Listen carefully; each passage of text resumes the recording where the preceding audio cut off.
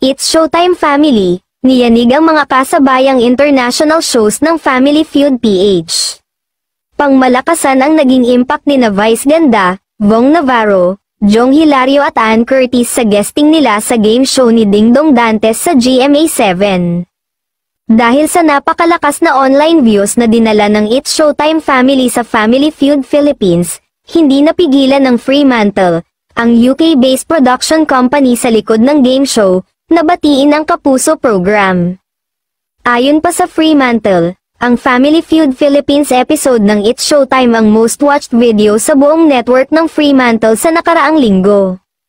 Nahigitan ng nasabing episode ang lahat ng videos at shorts ng America's Got Talent, Britain's Got Talent, at ng iba pang global channels na nasa ilalim ng Fremantle. Sa ngayon ay mayroon ng mahigit 9.6 million views at almost 9,000 comments ang video ng It's Showtime guesting sa YouTube channel ng Family Feud Philippines. Nakakuha naman ito sa Facebook ng mahigit 34.8 million total combined views sa episode highlights, nagtrending din sa Twitter worldwide at pinag-usapan ang nasabing guesting ng It's Showtime Family sa nasabing Kapuso game show. Patok na patok sa madlang kapamilya at kapuso ang riot na bardagulan at good vibes ng mga It's Showtime host sa naturang episode kung saan nagtapatan ang Team Vice versus Team Ann.